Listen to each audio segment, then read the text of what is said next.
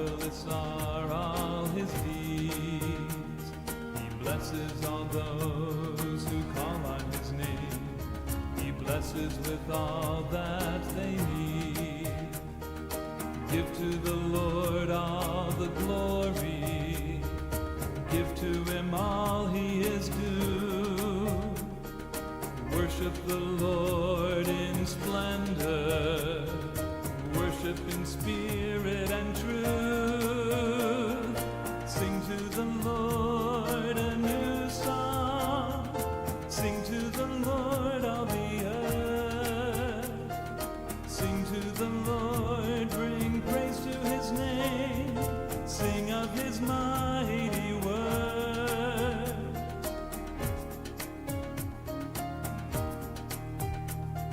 Spread it among the nations. The Lord is the one who reigns. The heavens rejoice, the whole earth is glad at the sounding of his holy name. Through creatures that fill the oceans, through all of the beasts of the fields, through trees and the mighty mountains, his majesty is revealed. Sing to the Lord a new song. Sing to the Lord all the earth. Sing to the Lord, bring praise to his name. Sing of his mighty words. Sing to the Lord a new song. Sing to the Lord all the earth. Sing to the Lord, bring praise to his name. Sing of his mighty words. Great is the Lord and worthy of praise. Spread it among the nations.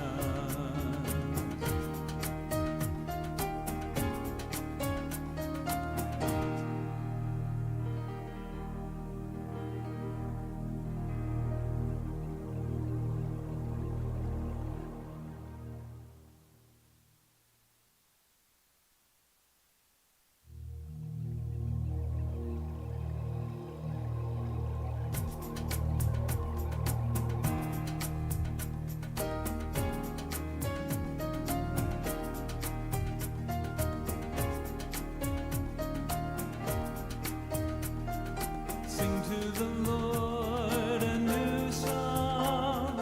Sing to the Lord all the earth.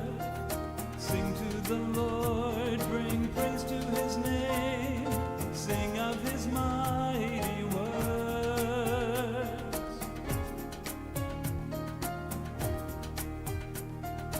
Great is the Lord and worthy of praise. Marvelous are all his deeds.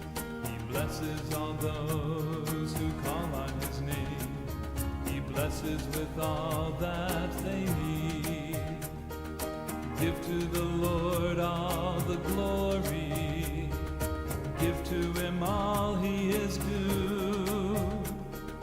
Worship the Lord in splendor. Worship in spirit and truth. Sing to the Lord a new song. Sing to the Lord all the earth.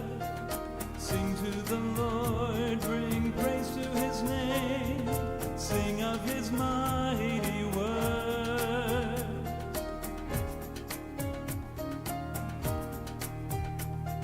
Spread it among the nations. The Lord is the one who reigns. The heavens rejoice, the whole earth is glad at the sounding of his holy name. Through creatures that fill the oceans, through all of the beasts of the fields, through trees and the mighty mountains, his majesty is revealed.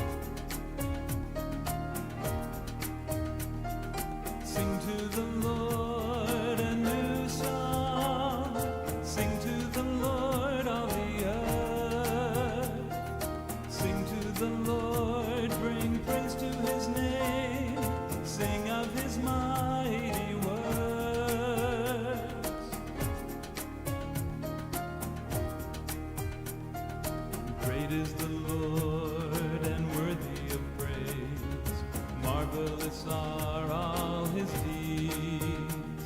He blesses all those who call on his name.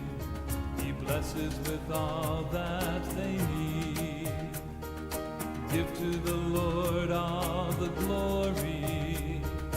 Give to him all he is due.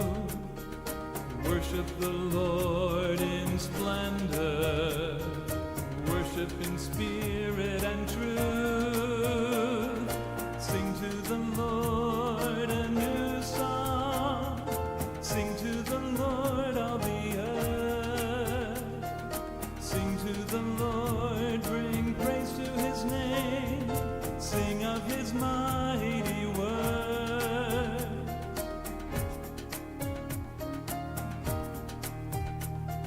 Spread it among the nations. The Lord is the one who reigns. The heavens rejoice, the whole earth is glad at the sounding of his holy name. Through creatures that fill the oceans, through all of the beasts of the fields, through trees and the mighty mountains, his majesty is revealed.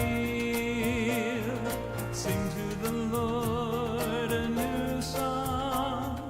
Sing to the Lord all the earth. Sing to the Lord, bring praise to his name. Sing of his mighty works. Sing to the Lord a new song. Sing to the Lord all the earth. Sing to the Lord, bring praise to his name. Sing of his mighty works. Great is the Lord and worthy of praise. Spread it among the nations.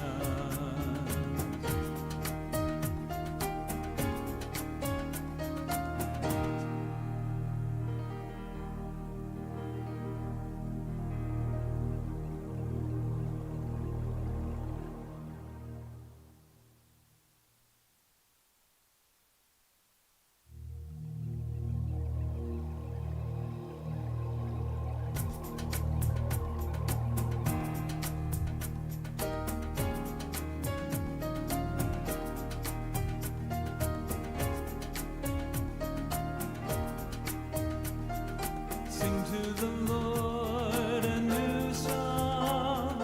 Sing to the Lord all the earth. Sing to the Lord, bring praise to his name. Sing of his mighty works.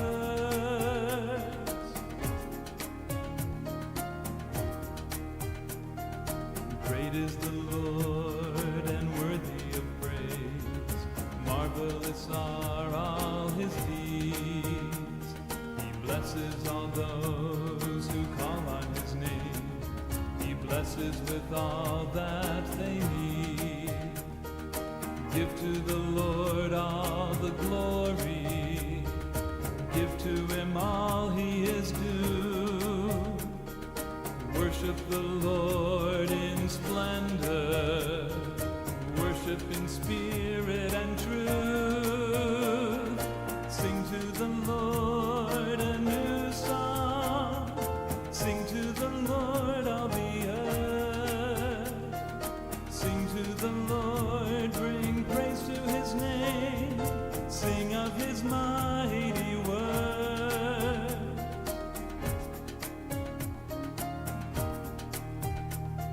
Spread it among the nations.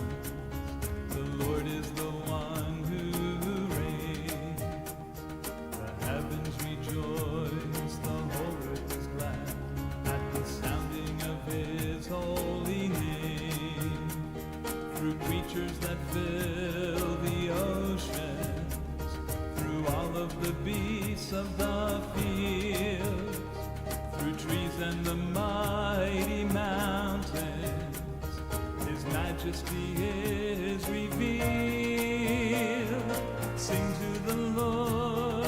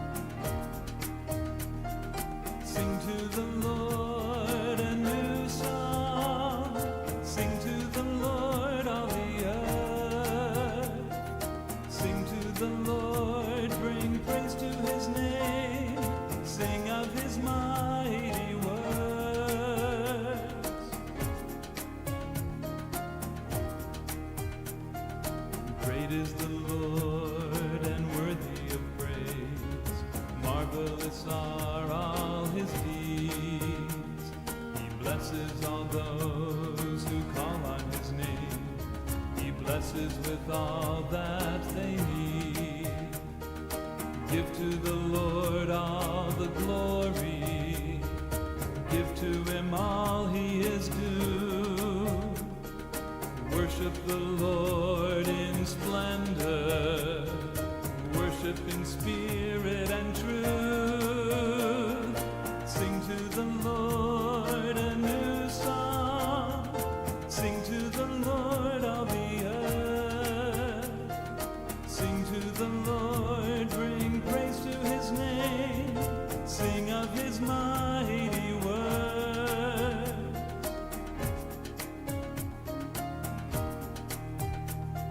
Spread it among the nations. The Lord is the one who reigns. The heavens rejoice, the whole earth is glad at the sounding of his holy name. Through creatures that fill the oceans, through all of the beasts of the fields, through trees and the mighty mountains, his majesty is revealed. Sing to the Lord a new song. Sing to the Lord all the earth. Sing to the Lord, bring praise to his name. Sing of his mighty words. Sing to the Lord a new song. Sing to the Lord all the earth. Sing to the Lord, bring praise to his name. Sing of his mighty words. Great is the Lord and worthy of praise.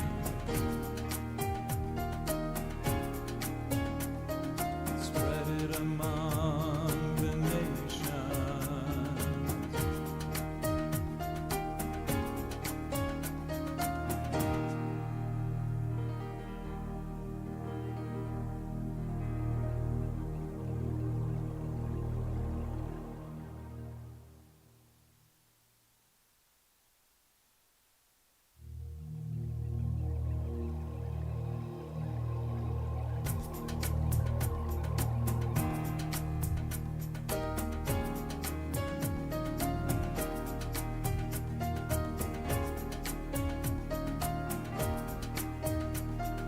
Sing to the Lord a new song. Sing to the Lord all the earth. Sing to the Lord, bring praise to his name. Sing of his mighty words.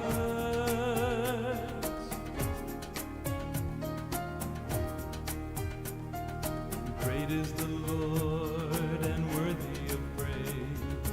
Marvelous are all his deeds. He blesses all those who call on his name. He blesses with all that they need. Give to the Lord all the glory. Give to him all he is due. Worship the Lord in splendor. Worship in spirit and truth. Sing to the Lord a new song. Sing to the Lord all the earth. Sing to the Lord, bring praise to his name. Sing of his mighty word.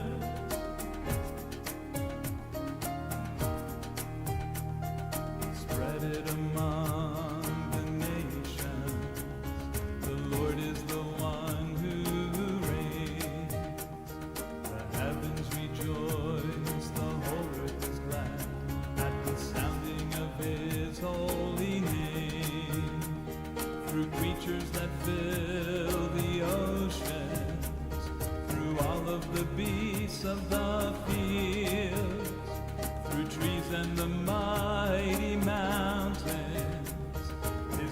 majesty is revealed.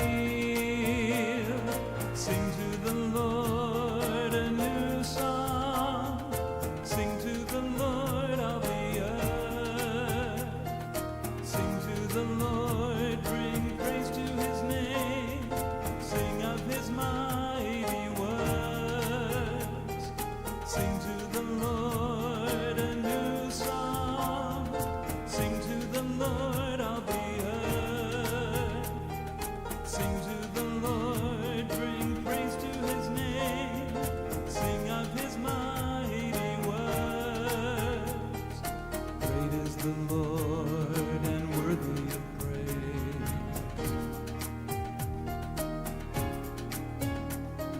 Spread it among the nations.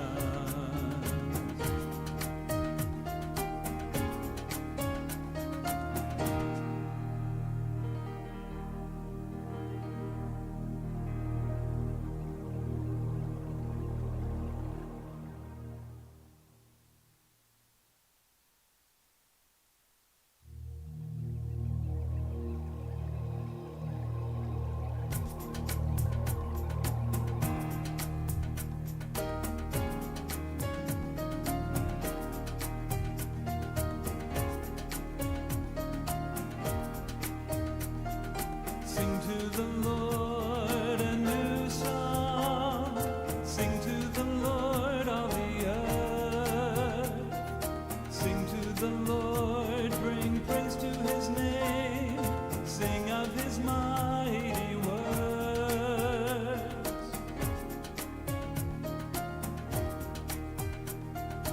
Great is the Lord and worthy of praise. Marvelous are all his deeds. He blesses all those who call on his name. He blesses with all that they need. Give to the Lord all the glory. Give to him all he is due. Worship the Lord in splendor. Worship in spirit and truth. Sing to the Lord a new song. Sing to the Lord all the earth. Sing to the Lord, bring praise to his name. Sing of his mighty works.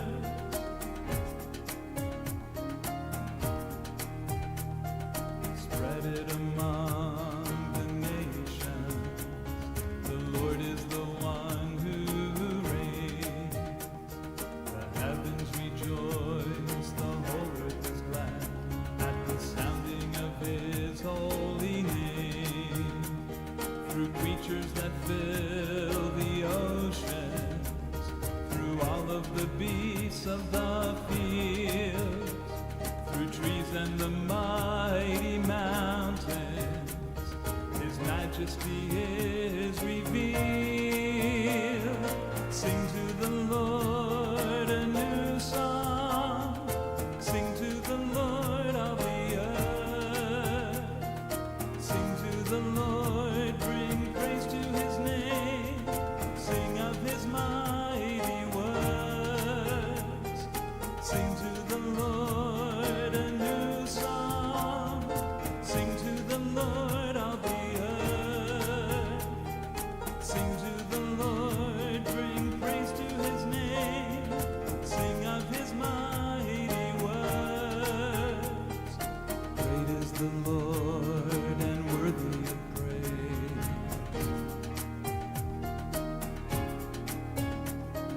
Spread it among the nations.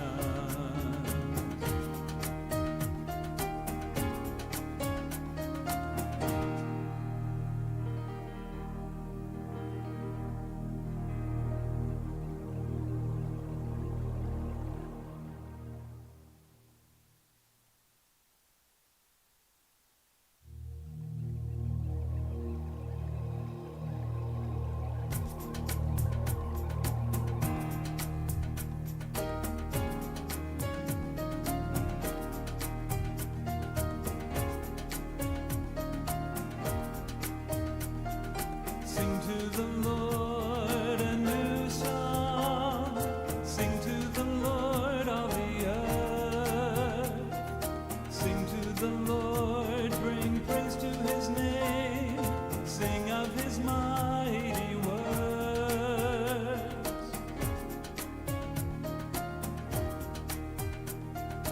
Great is the Lord and worthy of praise. Marvelous are all his deeds. He blesses all those who call on his name. He blesses with all that they need. Give to the Lord all the glory. Give to him all he is due. Worship the Lord in splendor. Worship in spirit and truth. Sing to the Lord a new song. Sing to the Lord all the earth. Sing to the Lord, bring praise to his name. Sing of his mighty works.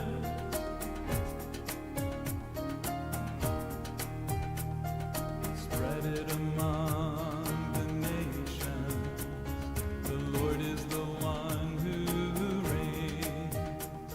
The heavens rejoice, the whole earth is glad at the sounding of his holy name. Through creatures that fill the oceans, through all of the beasts of the fields, through trees and the mighty mountains, his majesty is revealed. Sing to the Lord a new song. Sing to the Lord all the earth. Sing to the Lord, bring praise to his name. Sing of his mighty works. Sing to the Lord a new song. Sing to the Lord all the earth. Sing to the Lord, bring praise to his name. Sing of his mighty works. Great is the Lord and worthy of praise. Spread it among the nations.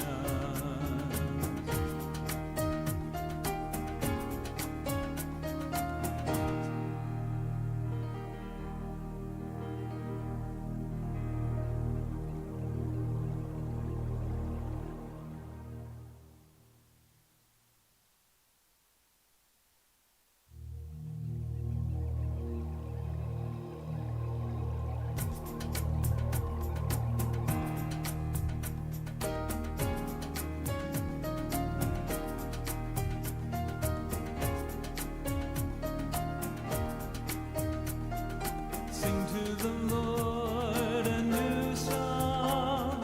Sing to the Lord all the earth. Sing to the Lord, bring praise to his name. Sing of his mighty works.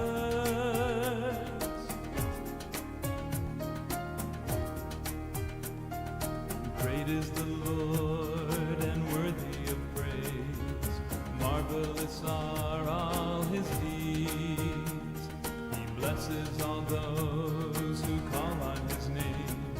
He blesses with all that they need. Give to the Lord all the glory. Give to him all he is due. Worship the Lord in splendor. Worship in spirit and truth.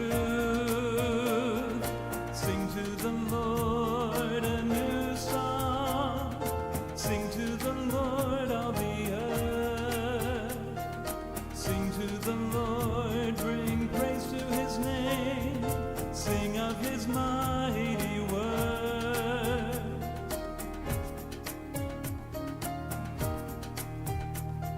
Spread it among the nations.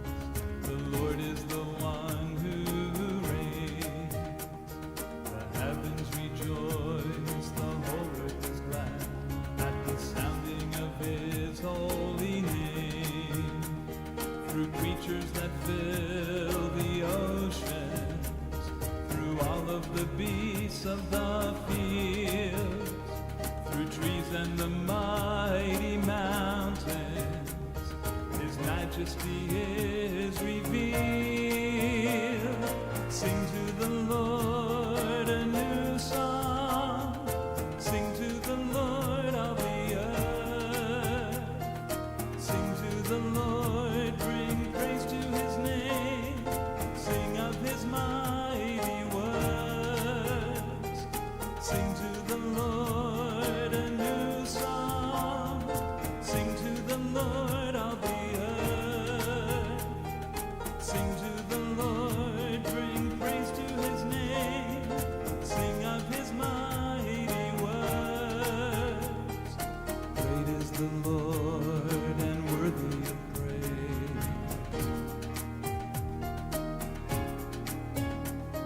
Spread it among the nations.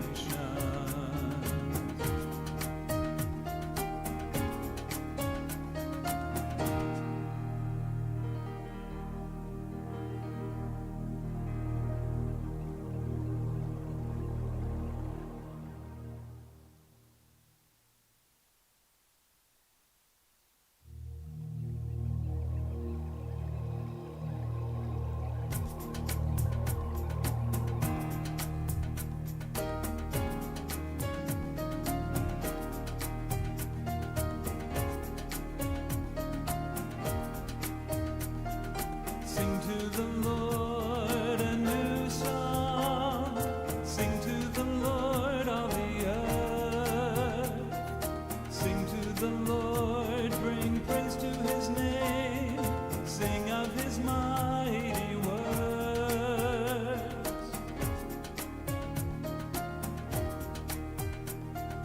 Great is the Lord and worthy of praise, marvelous are all His deeds. He blesses all those who call on His name. He blesses with all that they need. Give to the Lord all the glory. Give to Him all He is due. Worship the Lord in splendor. Worship in spirit and truth. Sing to the Lord a new song. Sing to the Lord all the earth. Sing to the Lord, bring praise to His name. Sing of His mighty works.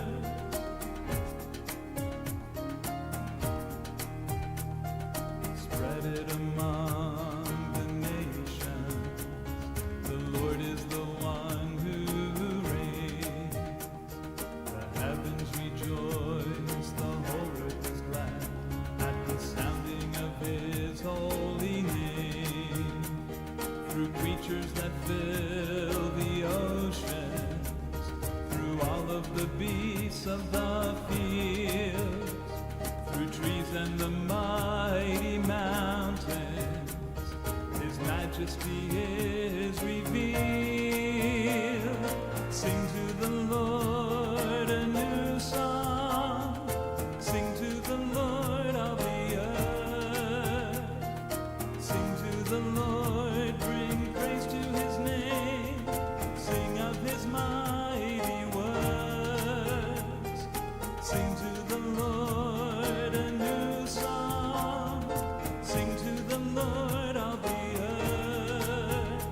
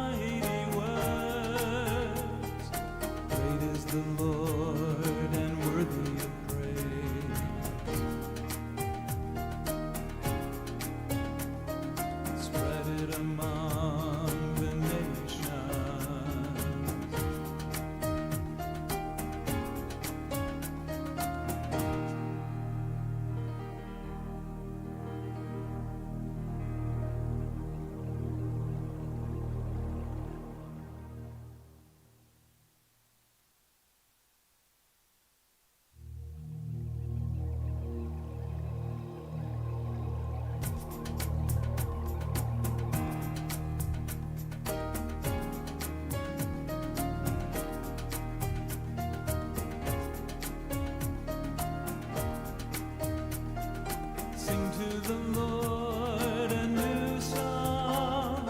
Sing to the Lord all the earth. Sing to the Lord, bring praise to his name. Sing of his mighty works.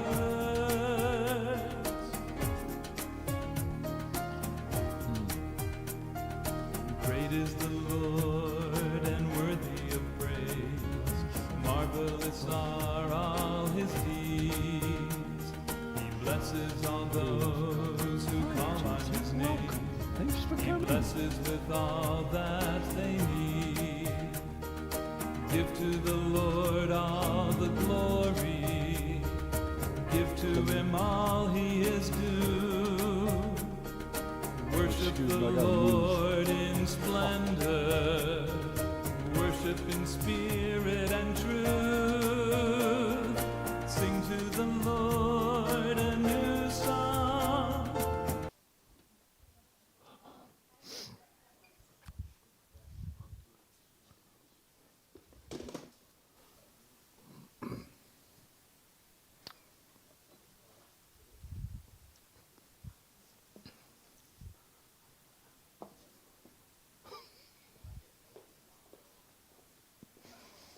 It don't take much to amuse an idiot, but I have more fun than most people. Ta-da! Hi there. Well, if y'all don't like our teaching tonight, blame Susan Davis.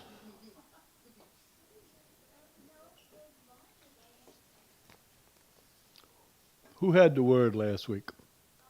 Who had a word from the Lord? Where's Bonnie at? It was Bonnie? It wasn't Susan?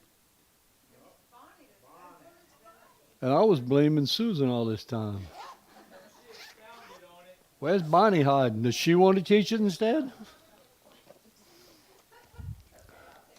I'm sorry. I thought it was you, Susan.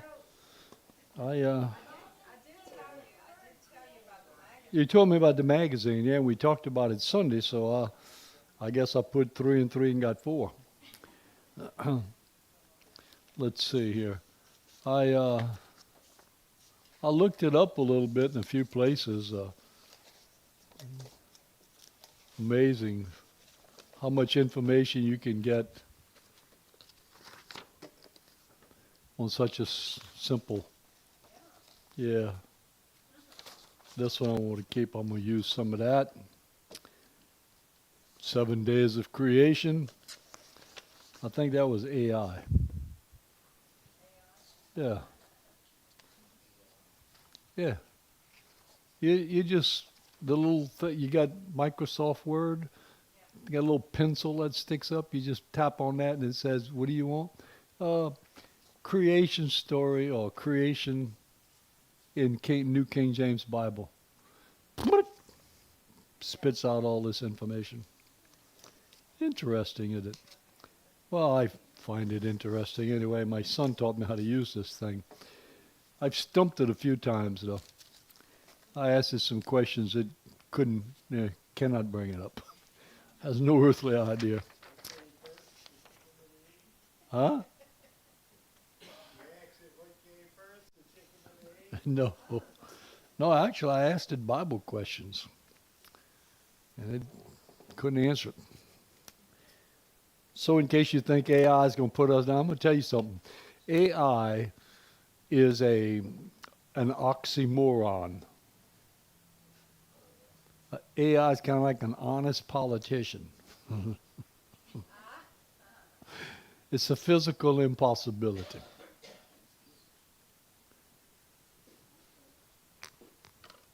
Let me explain to you why.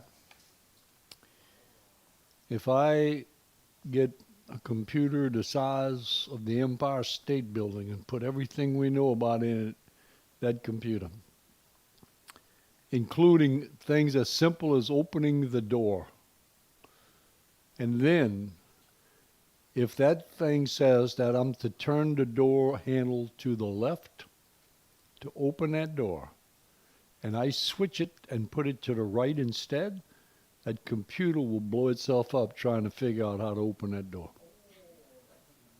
Because it cannot think, nor can it reason. It can only do what it was told to do. AI is a physical impossibility. So don't be worried about all these little robots and stuff. They're not going to get anything done. Anyway, creation, interesting subject. I can't understand where Bonnie. What happened to Bonnie? Of course, you can find it in the book of Revelation, right? I did. Which one of these is it?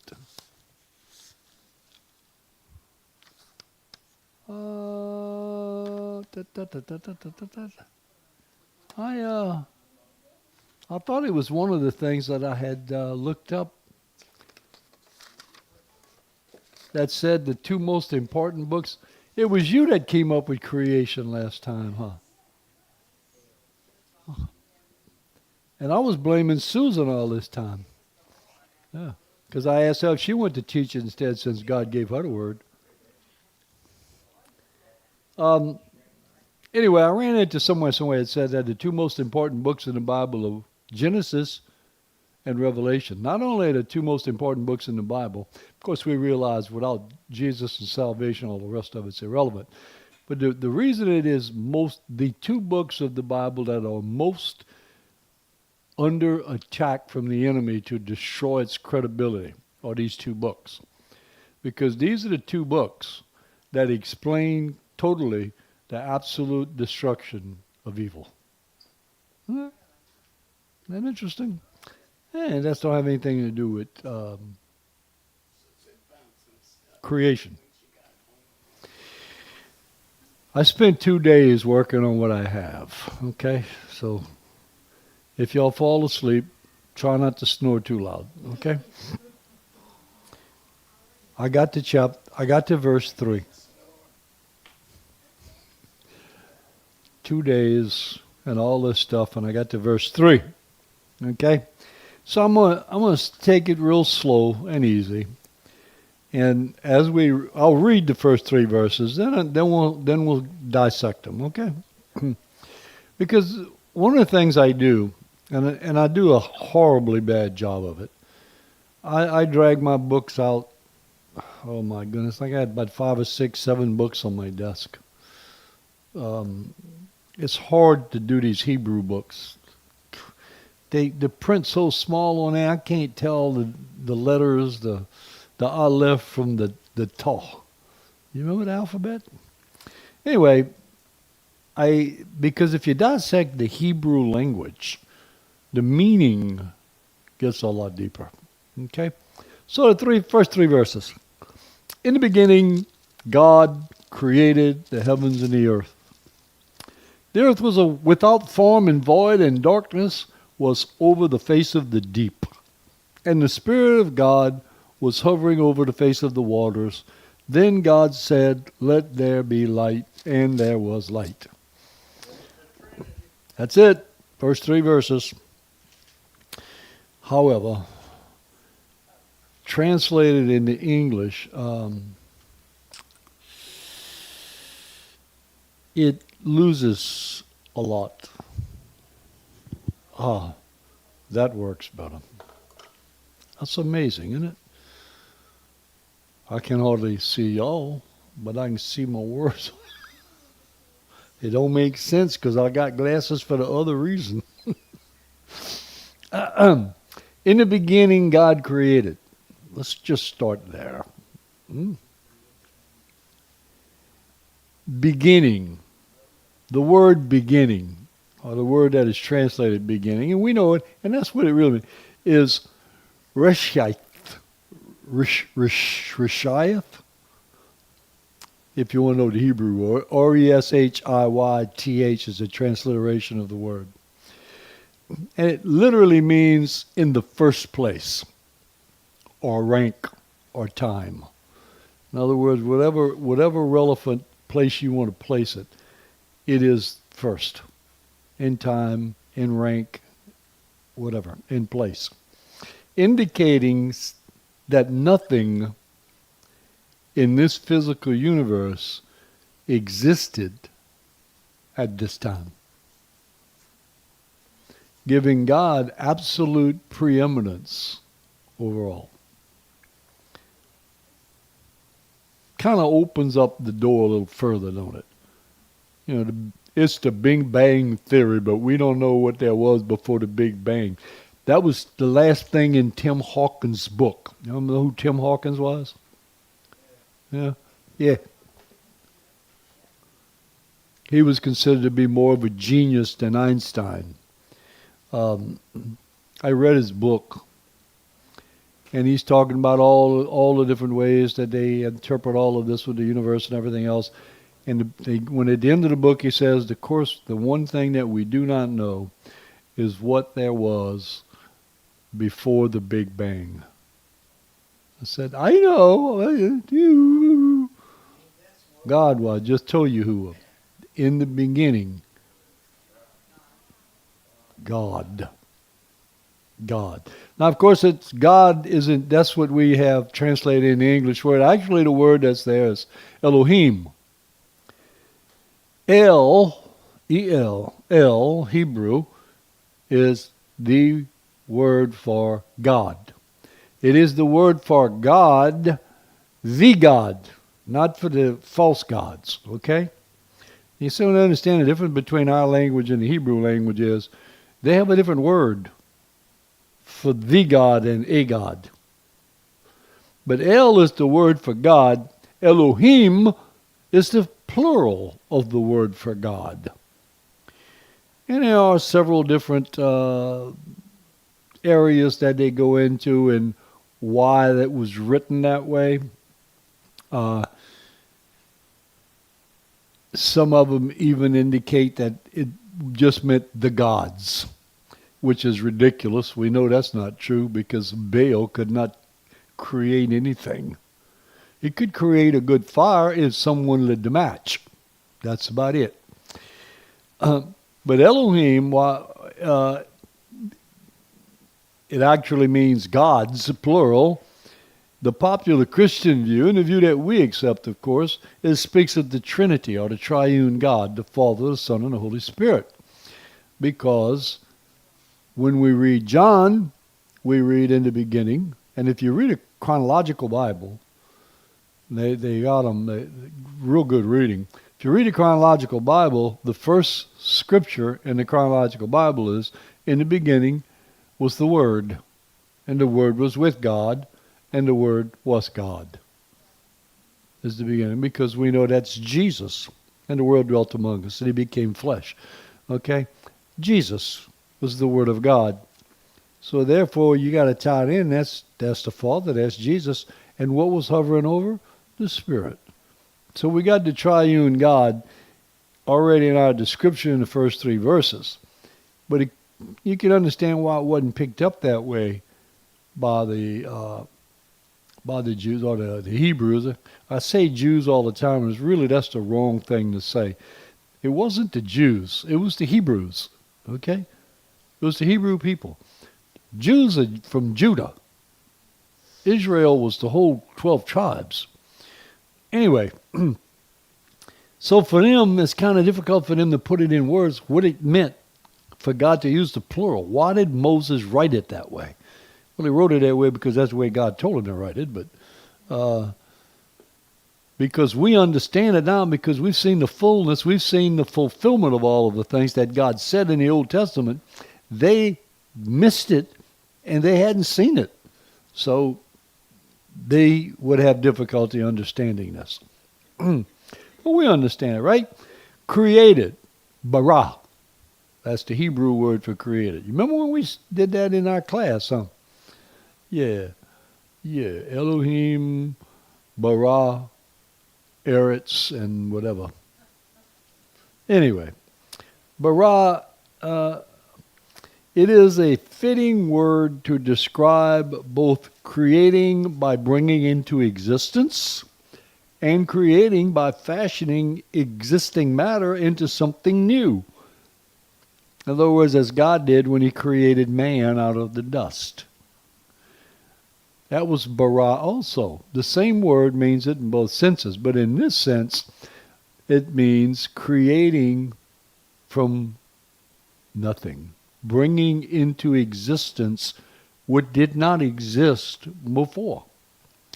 That's a whole lot different than I was explaining. Judy and I were talking when I was studying all this. I said, it might not have been you, it might have been somebody else. Now, I don't remember. I create houses. I go to a lot, there's a slab on the ground, they got a big old stack of lumber, and I create a house out of that big stack of lumber. But I'm not creating from non-existent materials. I'm creating from something that already exists. A sculptor takes a rock, and he sculpts a beautiful statue out of it. And if you ask him how he did, he said, I just knock off everything that don't look like the statue. Well, if I did that, all I'd have is a whole bunch of broken pieces of rock. Because none of it looked like a sculpture to me. But anyway, you understand the difference. But the same word is used. But God, understand this. We understand, and probably this is going to confuse you because I just got through saying I would create a house from a sack of lumber. But whenever bara is used, the verb, which is what bara is, it's a verb. You understand what a verb is, right? I want to make sure some of y'all went to English class. Is God is always the subject of the verb bara. You follow me? They'll never say that so-and-so bara or created the temple. Solomon didn't bara the temple. He didn't create the temple. Anytime that word bara is used, that word create is used in that sense, the subject of that creation is God. That's the significance of it, the key of it, if you will, that you want to bear in mind in those first three, 1, 2, 3, 4, 5 words. In the beginning, God created. And of course, it follows with the heavens and the earth.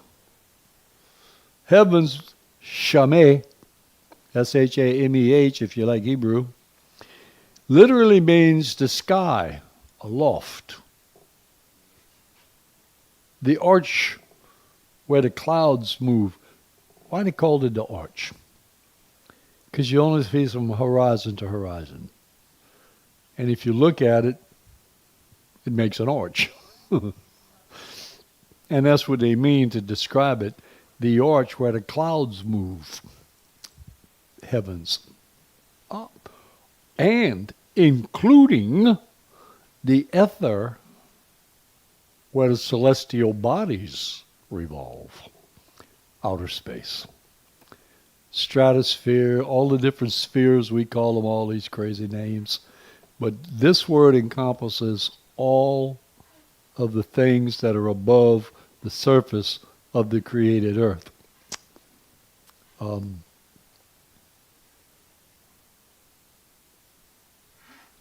Earth is eretz, E-R-E-T-S, eretz.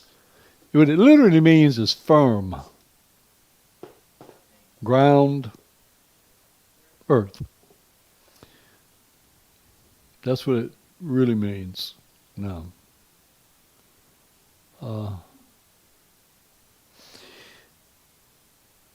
Okay. Questions? Comments? Shoes to throw? No? Okay, let's go to verse 2. She what? Oh, she want to take your shoes off? Oh, okay. Those were your new flags? The flags, yeah. Yeah. Did he realize the significance of that color?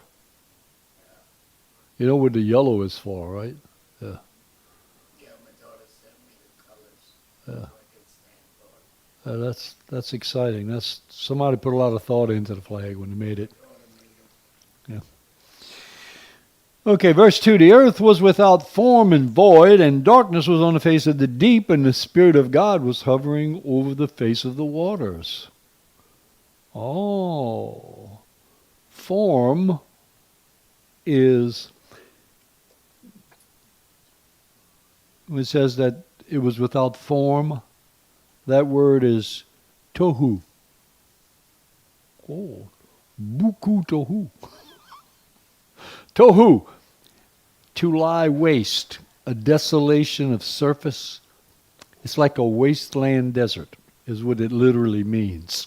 Okay? When it says without form, we think it has no shape. No, that's not what it means. It means it's like a wasteland. Okay? Void is vohu. And it gets a little complicated here when you get to certain books to look up these Hebrew words, because when you look in the what's the name of that book we used in class? I think I was the only one that bought one. The Brown Driver's something or other, Hebrew lexicon. The problem with that book is it's written in Hebrew. And you got to find the Hebrew word and look it up and see what English translations may be attached to it. Okay? So it's very, very difficult to work with unless you really got a fluent knowledge of Hebrew, and I don't. But when I look at that, when I look at the Strong's Concordance and I look at the Hebrew word there, and I'm getting different words mixed up, and you can easily get confused. And I'm going to explain to you in a minute why. There's a purpose behind this. God never does anything by mistake or accident. You got to understand, the things that look like they're obviously, what, this is crazy. Why did he do it like this? There's a reason behind it. And it ought to perk up our interest to see if we can dig up why. Why did he do it that way? But anyway, the closest I could come was vohu, which means unfilled. Right? Empty, if you will. Yeah. Void, unfilled, empty. An empty waste. Basically, that's what it's saying. The deep, darkness covered the face of the deep. Notice it didn't say it covered the face of the earth or the land, but the deep. And that word is tihom. See, now y'all can speak Hebrew, huh? Actually means water. Or more accurately, the ancient sea. This was commonly known to the Hebrew people as the water that covered the earth all the way to the tops of the mountains. Okay, that was known as the ancient sea. In other words, Noah. Okay? But it's an indication that the water was extremely deep and it covered everything. Okay? The abyss, if you will, is another word they use to describe its meaning. And we know what the abyss is. It almost don't have a bottom. Now, this is the interesting part. This translation, or this traditional translation, if you will, of what is a somewhat complex and debated Hebrew sentence structure. The structure of the sentence has been long debated and it's extremely difficult to understand. Because it's actually, if I gave it to you in actual Hebrew, the meaning is tohu vavohu. See, the va on it adds something to it. The tahu vavohu. Isn't it exciting? Y'all enjoying this?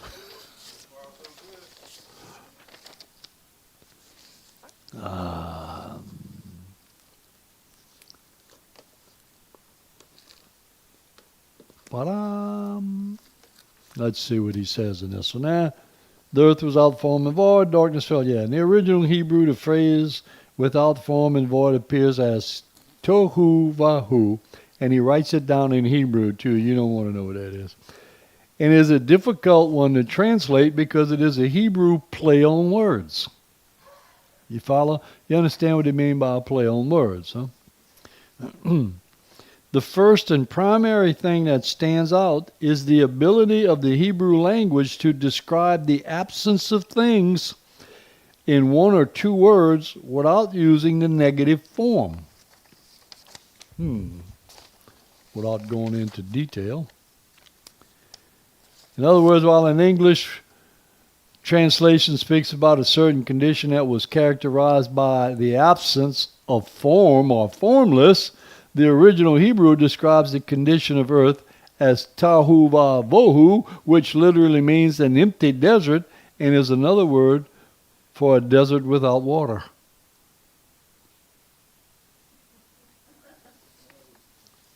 Confusing? Yes, it is. It is confusing. A desert without water is useless, right? That's its point. What good is a desert without water? Nothing can grow, nothing can be there, it's useless. But the whole thing is covered by the deep.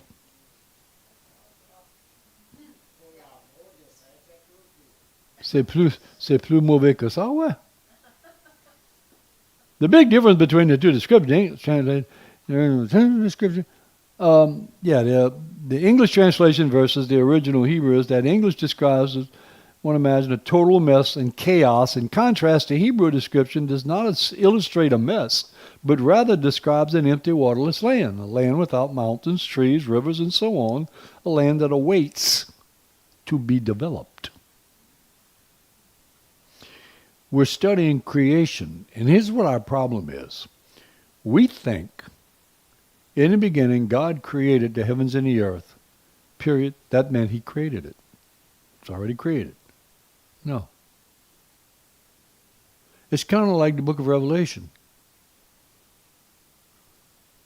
He put all of the grapes that were ready for ripe and stuck them in the vat of the wrath of God and trampled them. You think, oh, that's it. He destroyed all of wickedness. No. Read the rest of the bowl judgments and the Armageddon. That's what he did. You follow what I'm saying? We tracking, or have I lost you? He describes it here with the vat, how they did it, and then he explains exactly how it happened in sequence. All right? God created the heavens and the earth. He's going to explain to you how he did it. Okay? However, but before I get there, let me we examine the second part of the verse, and darkness was over the face of the deep. We find the original Hebrew word for the deep is tehom. It's musical, huh? Which in biblical Hebrew actually means water, or more accurate than I already told you all that. Covered the deep with a garment, and the water stood above the mountains, so on, blah, blah, blah. Right, I told you all that about the H and C. If we put all these together, we envision a possible image of a primary condition of the earth, more specifically the earth meaning the land, which in the same word in Hebrew, eretz, was an empty, flat desert covered by an ancient deep sea. It's easy to understand then why the Spirit was hovering over the water, huh? Okay. Sometimes one way to take this, and personally this is the way I take it. Our approach, one approach rather, and this approach I'm taking, is to take verse 1 as a temporal subordinate clause. Boy, now I got you, huh? How many English scholars we got in here? Am I going to have to explain to you what a temporal subordinate clause is? We take as a temporal subordinate clause with the main clause in verse 3.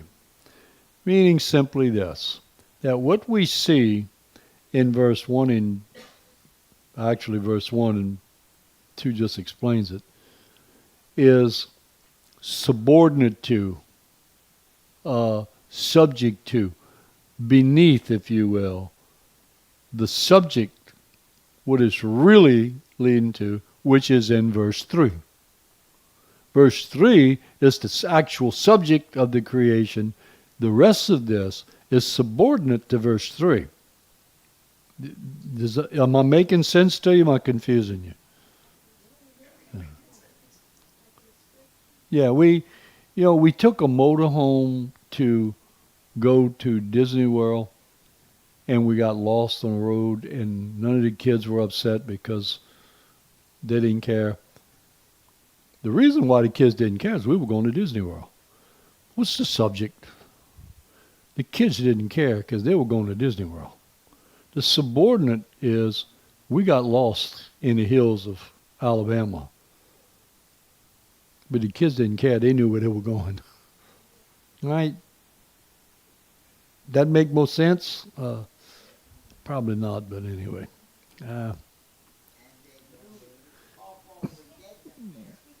How far what? Yeah, Pawpaw would get them there. That's right. Now the two Hebrew words, tohu and vohu, in verse 2, should be rendered as unformed and unfilled, if you really wanted to put these words in their true meaning. Follow me? Without form and void. Almost the same, but not quite. Thus, the first 3 days of creation speak of forming, and the days 4 through 6 of filling. Other translations possibly have appeared in the last century, but they presuppose the existence of chaotic matter or even pre-Adamic race before the creation described in chapter 1 began. Did I lose y'all there? Let me go back and do that again. That's a different possible translation. The possibilities have appeared in the last century. Notice this is very, very important, because we assume that the things that we take for granted in our theology were from back in the days of the apostles. Humbug. What I'm going to explain to it, I'm going to spend most of the rest of our time on, developed in the last century. Let me be a little more specific. In the late 1800s. Okay? It was not even conceived of or thought of before that. That to me has a lot of, if you want to know the truth, the rapture is not too far from that in its conception and understanding. But in the last century, but this theory or this interpretation presupposes, it believes, in other words, the existence of chaotic matter or even before Adam race, before the creation of Eden described in chapter 1. Let me put it to you in terms you've heard. The gap theory. Ever heard of it? The gap theory is the theory that the reason that the earth was void, the reason why it was formless and void, was because God had created a perfect world and the devil had destroyed it and everything on it. Now, nobody's couillon enough to believe that, right? Lord. You'd be surprised. That's a belief, for example, that dinosaurs, that's where they were. They were on that other earth in the gap theory. That's where the dinosaurs were. That's why you didn't see no dinosaurs in the new earth that God created. Huh? You agree with that? You do, huh? Well, good. I'm going to shoot holes all over that before I'm finished. Yeah. Prehistoric man did back there Yeah, that's right, where the Neanderthals. You know the most amazing thing about them? How much you know about the Neanderthals? Y'all all heard of them, right? Got big foreheads and all that. Where are the fossils of Neanderthal people at? Where, in what countries and museums can you find them?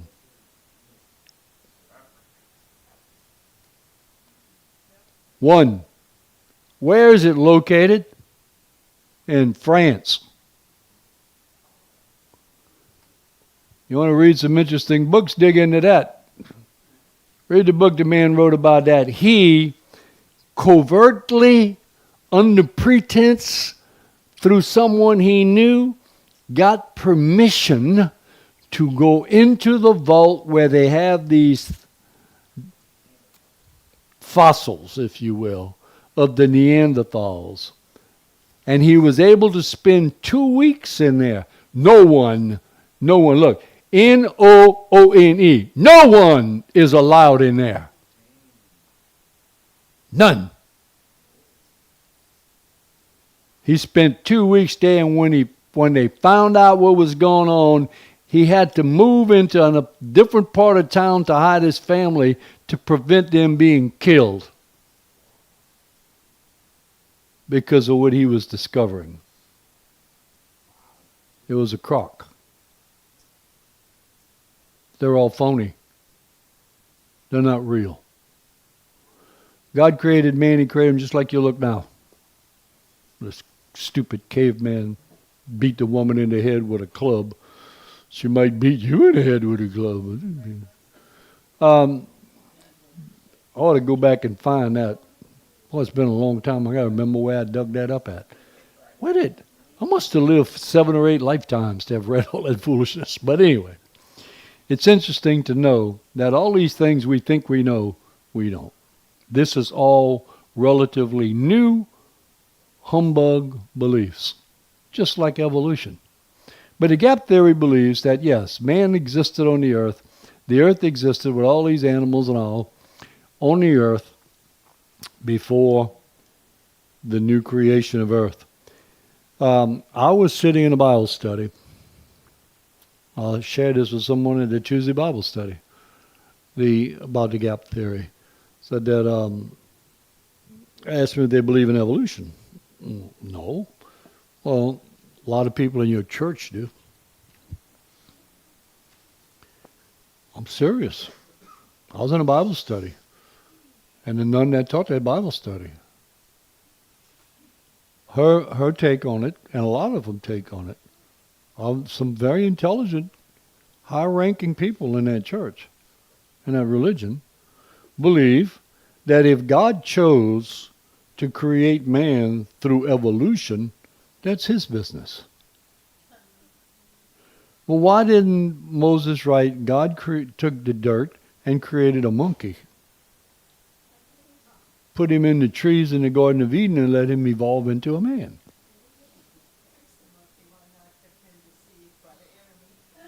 And then he could have put the monkey to sleep and then took up something out of the monkey and made a monkette.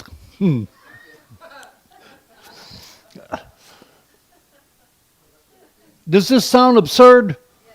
It is absurd, but it's believed by billions of people. It's taught in universities, and don't you dare dispute it. You'll lose your job. That's another book you ought to read. What happens to you when you dispute evolution?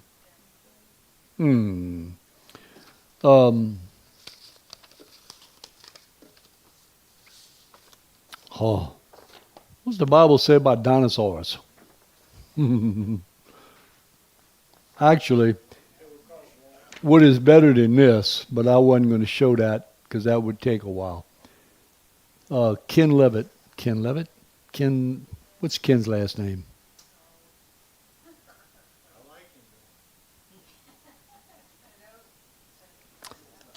He does the creationism versus evolution. He teaches creationism. Huh? Yeah, well, he does an entire video on dinosaurs in the Bible. And dinosaurs existed with man.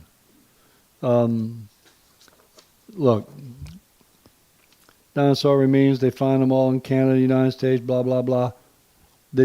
Why would they be in the deserts of our new earth if they didn't exist on this earth? Huh? That's why they find them, huh? Yeah.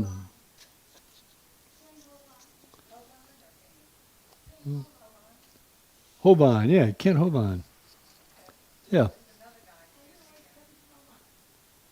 That sometimes considered that humans at the time Adam until Noah lived hundreds of years. Adam died, blah, blah, blah, blah, blah, blah. We know the length of that is.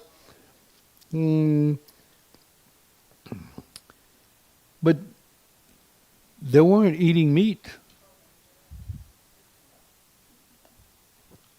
I would have to take this apart, but it's in Job, when God speaks to Job. Job 40:15-24 says, "Speak to Behemoth." No one is really sure what it is, but read its description. We don't really know what kind of animal he's talking about in this scripture. The behemoth, whatever. Yeah. Yeah. So look at the behemoth which I made along with you. He eats ox. He licks grass like an ox. See now the strength in his hips and his power in his stomach muscles. He moves his tail like a cedar. The sinews of his thighs are tight knit.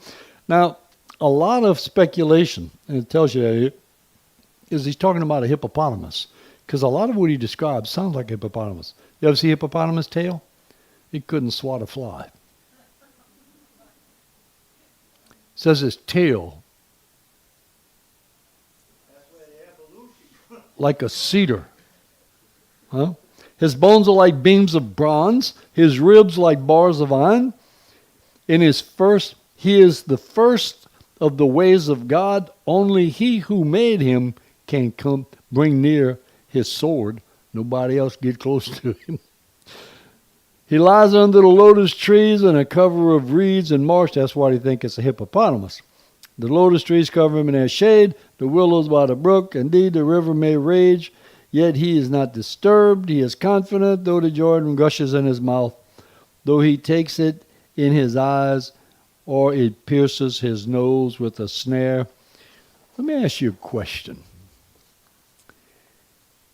What is the oldest book in the Old Testament?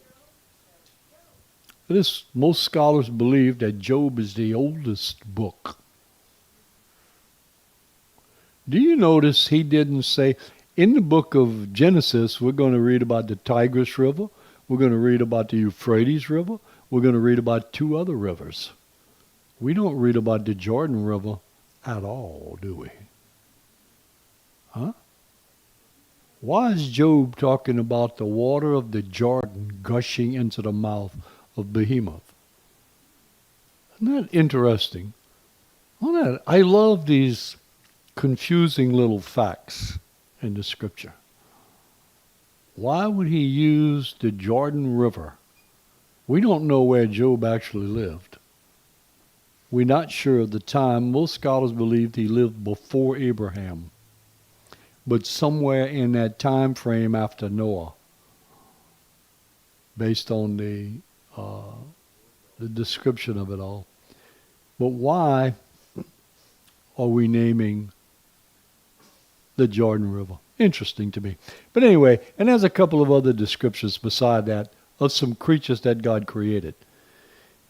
And if they didn't exist with man, why do we find rocks, solid stone, which at the time they were walked on were not solid, of dinosaur prints and human footprints next to each other? Because man existed with the dinosaurs. That's why. But I cannot in any way believe that God used evolution to create this creation. Not at all. Why would God use billions of years or millions of years of time when he spoke into existence the entire universe? My God is not that small. Mm-mm. But the gap theory presupposes that. It coincides with other theories too. The theory of the sin of Eve wasn't eating an apple off a tree, but it was a relationship with the devil, the offspring of which was Cain. And those are the descendants of Satan, the descendants of Cain, which spreads evil all over the world. You don't look at me like that. I'm going to make this up. Well, it's not confusing. It's a theory that people have. It's a belief that they have. It rides with the gap theory.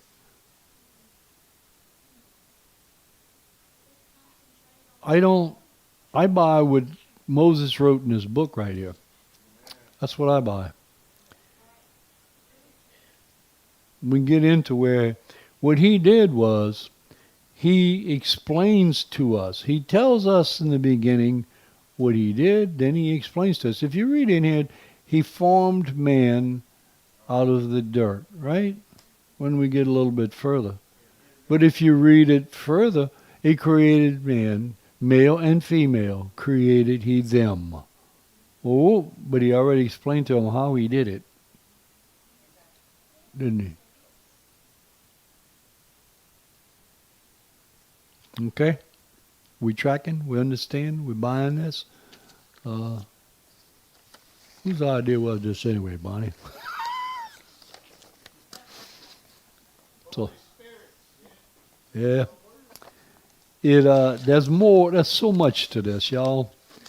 The trouble is your body can't sit down that long and take in all this stuff. You can go in so many directions with this stuff, but I personally do not subscribe to the gap theory at all. I believe it's exactly what this Hebrew play on words actually means. God created it. Just this. Now you got to understand at this point, there is no universe. There are no stars. There's no light. There's nothing. Just created what we call Eretz, or the earth. But there's no land. There's no form to it. It has to be created into it. Not made from the substance there. The only time God uses bara to make from what exists already is when he created man. The earth itself creates, as we'll see as we go in.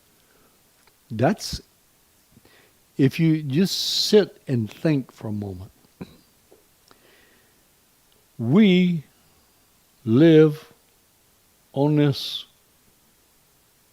whatever you want to call it. We live because of the dirt that it's made of, which is what we made of. But I don't eat dirt. I don't even hardly eat vegetables. No, but all the meat I eat does. I breathe oxygen. I can't live without oxygen. And if I breathe just carbon dioxide, I will die. All these trees breathe carbon dioxide. If I give them just oxygen, they will die. I exhale carbon dioxide. They exhale oxygen. No, what a cool.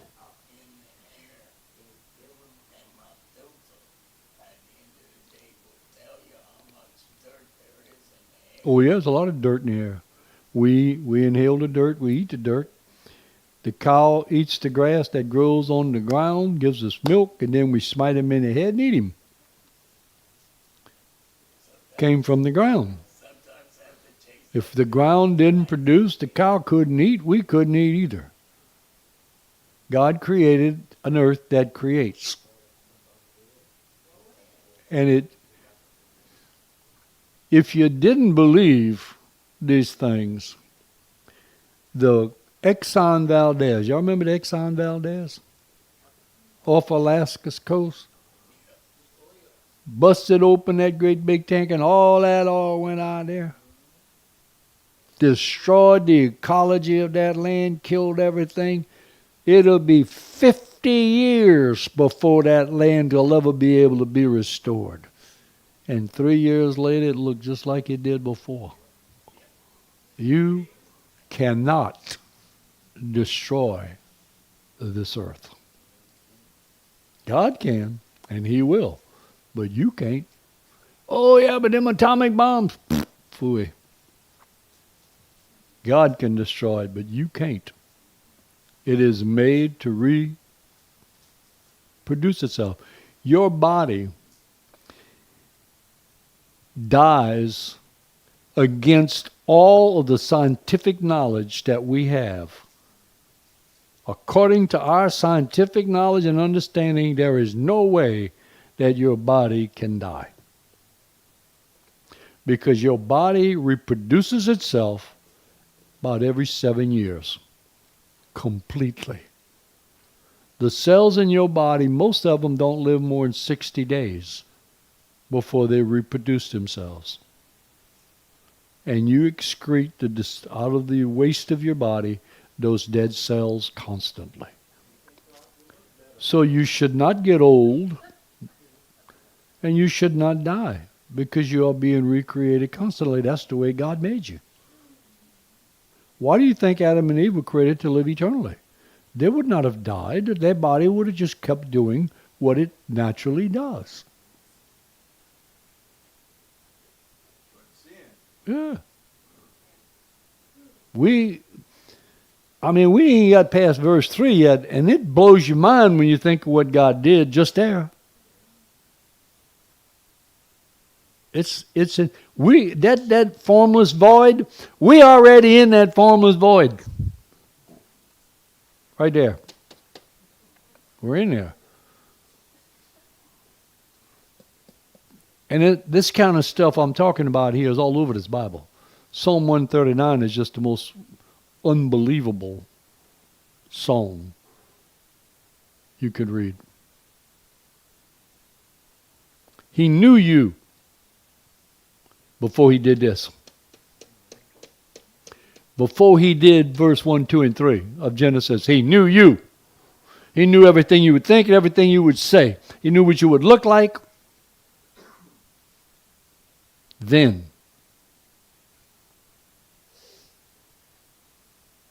you got to really realize what you're dealing with. Do you really, really think you can pull the wool over His eyes? Do you really think you can do something and pretend you didn't and tell other people, no, it's okay, I didn't do that? No.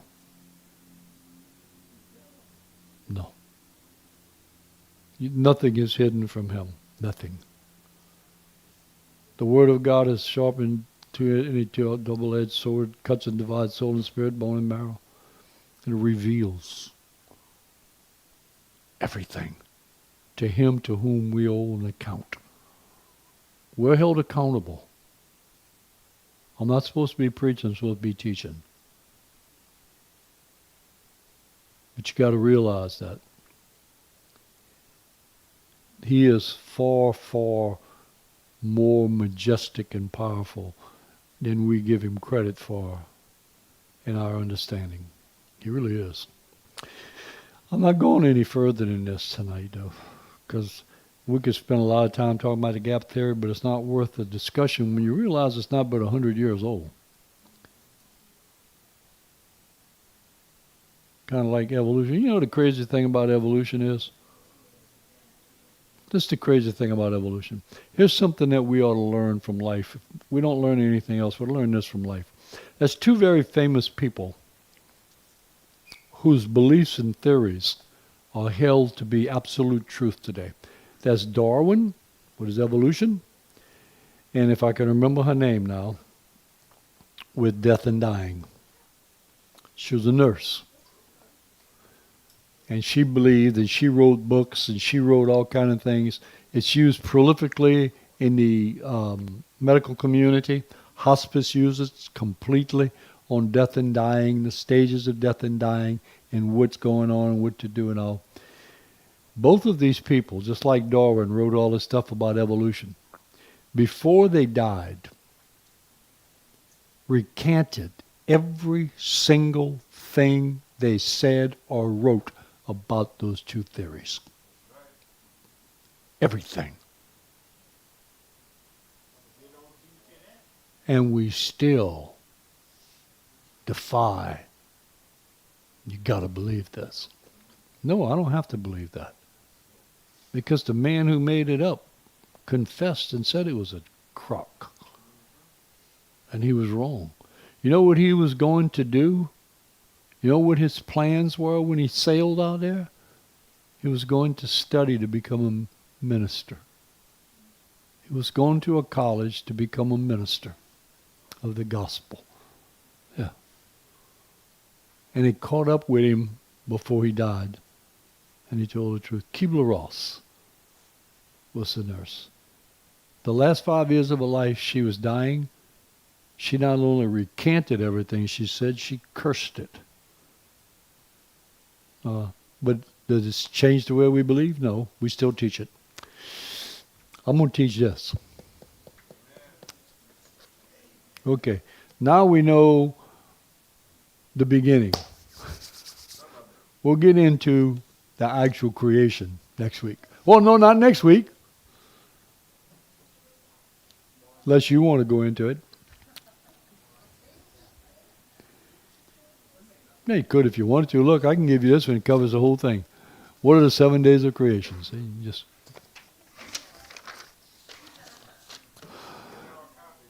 Yeah. Okay, but the only thing I got is this. Unless you want copies of all this other stuff too. If you do, I'll make copies. I'll have them for you when I do the next teaching. Okay? I'll make you copies of all of it if you want it. Anybody else want copies of all that stuff? Because I got copies from 4 different sources in relation to like the dinosaurs, the relation to the tohu and wohu, and the 7 days of creation, and what's the other one? Topical encyclopedia, the biblical account of creation. Yeah. Well, the gap theory, I don't have all the stuff I just spoke about the gap theory. I just have the gap theory written here. Its meaning, in other words. But I'll make copies of all this, and I have them ready for y'all. I'll put them out when I come back in April. April. Ho, ho, ho, ho. Questions?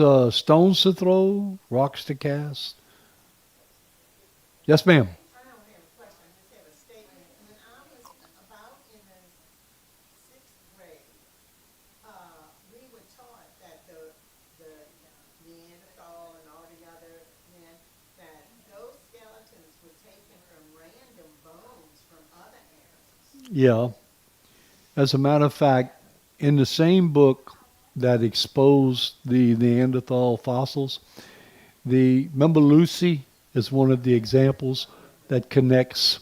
Lucy was a human monkey combination. The bones that they put together to make Lucy, I'm not going to have the distances right.